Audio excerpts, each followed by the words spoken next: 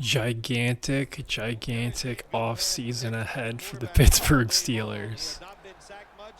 When your current quarterback room consists of Kenny Pickett and Mason Rudolph, you know that there's a lot of work to be done.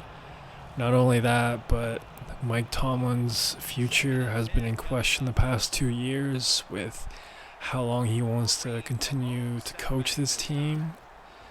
So this year, the following year, could be his last rodeo, depending on if they get a franchise quarterback or even just like a high caliber quarterback, because we saw it with McVay like a year ago. Like, nobody really wants to coach a team that has kind of like a murky quarterback room.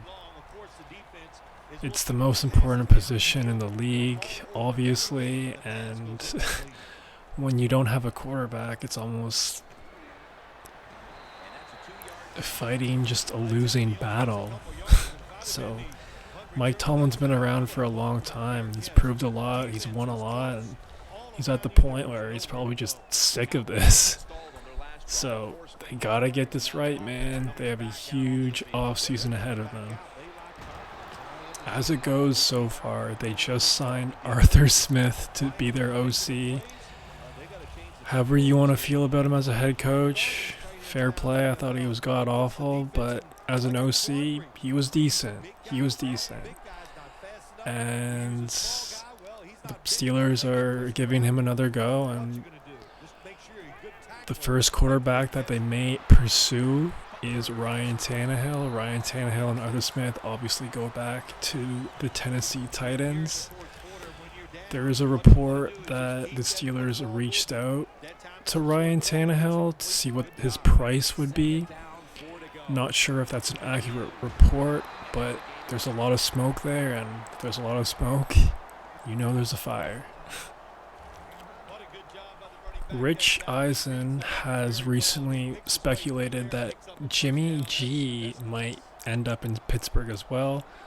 Obviously, Rich Eisen, he talks to a lot of guys that are in the league, that are out of the league, so he probably has heard something, or maybe he's just having fun with it. I don't know. I think that is definitely a possibility for Jimmy G to end up being the backup to Kenny Pickett. As a fan of the NFL, and I'm sure many Steelers fans agree with me, that signing does nothing for me. I'm sure worst case scenario, he could go in there and win a couple games, but on that third game, you know he's going out with an injury, so I just think that would be a waste of time for all parties involved, but that is the second possibility they could go to. Yeah, the third one is Justin Fields. This would be a great acquisition in my opinion. Apparently the asking price right now is a second round pick for Justin Fields. That seems appropriate. A first is definitely way too steep. A second seems pretty fair in my opinion. I just think this would be a very good pairing. You got a good run game. You got two good weapons. Deontay Johnson, hopefully he stays with the Steelers. There was a lot of drama with them. Who knows, he might be trade bait this upcoming offseason, but not only that, you got a great tight end. I just think it's a great spot for Justin Fields. A fresh start, goes to an AFC team. I just think it makes a lot of sense for the Bears, for the Steelers. I think that'd be a lot of fun. I'd be rooting for Justin Fields. Competitive division, very competitive. But I think that'd be a lot of fun and a huge upgrade over Kenny Pickett and Mason Rudolph. Next would be none other than everyone's favorite player in the league, Russell Wilson. I'm a Broncos fan, so please take him. Nah, I wouldn't really wish that upon anybody. I don't know, man. He had a better season this past year with Sean Payton, but his days with how he looked with the Seahawks are long, long, long gone. Russell Wilson will be a free agent, so the Steelers could negotiate the contract however they want. I'll tell you what, man, if anybody signs Russell Wilson this year, it should be for the league minimum, if that. Or maybe they'll just pay him Subway footlongs. Shout out to Russell Wilson's sandwich at Subway. If anyone has tried it, let me know if it's any good. I don't know if it's still around, but it really shouldn't be with how his play has been on the field. But I just, no. Like, this would be a bad signing. This would just be a bad signing, straight up. He seems like an okay guy. He doesn't seem like a very good teammate, honestly, and obviously his play has been bad, so, like, it's kind of hard to root for the guy, so I don't really feel bad for calling him trash or talking down him, so, but yeah, this would just be a terrible, terrible signing, and, Pittsburgh Steelers fans, say your prayers at night, because this would be a nightmare, a living nightmare for the 2024 year, and I just wouldn't want to wish that upon any NFL fan. So that's a possibility.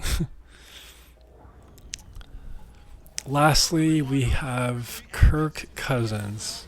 If Kirk Cousins didn't get injured this past year, who knows what he would have commanded in the open market. An 18-wheeler full of dough. That's what would have happened. He was nearly at an MVP type level before he got hurt. But he got hurt, and it was a big injury. He tore his Achilles. He's an older guy. Was he 36, I believe? That's a huge injury for a guy that's not the most athletic. That's kind of a statue in the pocket. And today, the Vikings reported that they're not going to give him a fully guaranteed contract. So they're willing to talk to him, negotiate, find common ground. But for them to say that, for them to really say, like, we're not going to give you a guarantee, that's pretty alarming news to everybody outside of that building, because they're the ones that have been seeing him every day post him tearing his Achilles. So they're seeing the impacts of that. They're seeing him struggle, and they know that he's probably not going to be as sharp as he was before he got injured. It's probably going to be a lesser version of him, and for any team to really pay him a bag right now is pretty risky. But when you're kind of in a dire situation at the quarterback position like the Pittsburgh Steelers, you kind of just gotta say screw it sometimes. So if he does hit the open market, that wouldn't be a bad signing, but just a fair warning, it wouldn't be all sunshine and rainbows. I don't know how he would look. I'm sure he would still be a great quarterback, especially with that offense. There's some good pieces with the Steelers, like I said, but I just don't think he's going to be the same Kirk Cousins that we all know and love. Lastly, just for fun, I saw this posted on the Steelers Depot, an article indicating that the Steelers would trade up to get the 3rd overall pick and draft Drake May. I think that'd be a fun thing. Obviously, I think that'd be a home run, Drake May. Drake May would be a great fit for that offense, and I think he's going to be a baller in the league. They would obviously have to give up a lot, but the funny thing about that article is they're assuming Drake May is going to be there at number 3. I highly doubt that, so. But I think the point to take away from a Steelers website, Steelers media posting something like that, is kind of the point of this video. The Steelers are definitely going to make an acquisition to their quarterback room. So, if you're a Steelers fan, you should be pretty happy, pretty excited about that. Will it be a good move? Will it be a franchise-altering move? Or will it be a dud like a Ryan Tannehill or a Jimmy G? We're going to find out pretty soon. Steelers fans, NFL fans, what do you think the Steelers should do? Who do you think they should sign? I think out of all those, I like Justin Fields the most. I don't know. I like Justin Fields the most. I also would see if a Michael Penix or maybe JJ McCarthy, maybe, if, he does well at the combine and he interviews well. I don't know. But I would say either one of those two, because Kirk Cousins, I don't know if he's going to even hit the open market, and all the other free agent quarterbacks are just real scary to sign. But let me know what y'all think. That's all I got. Peace.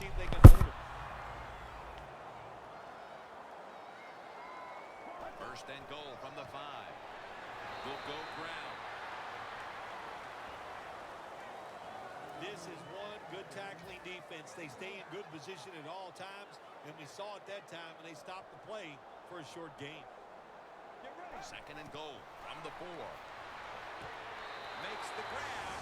Touchdown.